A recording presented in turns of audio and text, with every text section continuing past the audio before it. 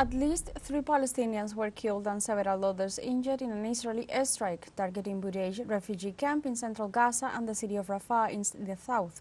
Israeli occupation forces shelled the area around Shuhada Square in Bureij, killing 1 person and injuring others.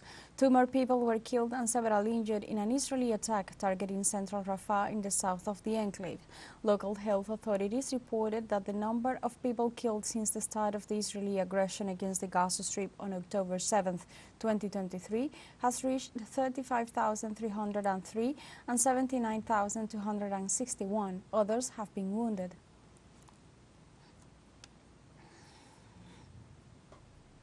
A large number of wounded and dead Palestinians are in Kamal Adwan hospital in eastern Jabalia amid the Israeli incursion and shortage of medical supplies. The hospital, placed in Beit Lahia, northern Gaza Strip, is facing a draining of medical materials amid the growing number of Palestinians in need of medical care. The Israeli army assured on Friday that renewed fighting in Gaza's northern town of Jabalia was perhaps the fiercest in over 7 months of war.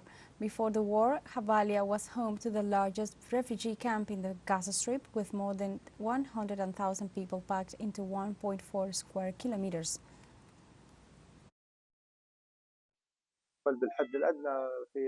We are working at the minimum level to provide health services at Kamal Adwan Hospital, and this is a result of the siege imposed on the health system in the northern Gaza Strip and Gaza. And in light of the ongoing incursion in eastern Jabalia, large numbers of injured and killed have arrived, and this of course drains our medical consumables. We have appealed and continue to appeal to the international community to supply us with the necessary fuel, but what has been sent is a very small amount of fuel, barely enough for a few days.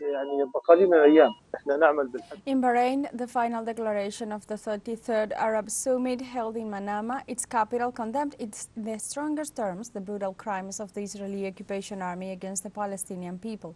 The text demanded an immediate solution and a permanent ceasefire in Gaza, as well as allowing the entry of humanitarian aid into the Gaza Strip. The statement repudiates the Israeli aggression on the city of Rafah, which is home to more than 1 million displaced people. It also demands the immediate cessation of the Israeli aggression and the withdrawal of the occupying forces from all areas of the Strip. Moreover, it reiterates the categorical rejection by the Arab countries of any attempt to forcibly displace the Palestinian people from their lands.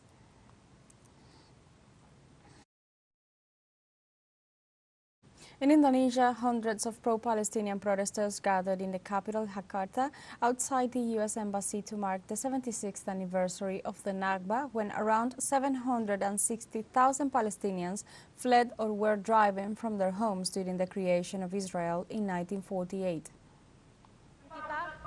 It is stated in our constitution that any forms of colonialization shall be eliminated, but in this modern era, we still can see a real colonization happening in Palestine. So as a people of a nation with such constitution, it is a mandate for us to support Palestinians.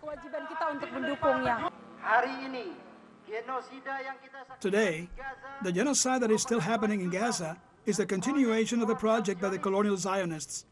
Today, the military aggression of the colonial Israel is still happening in Gaza on land,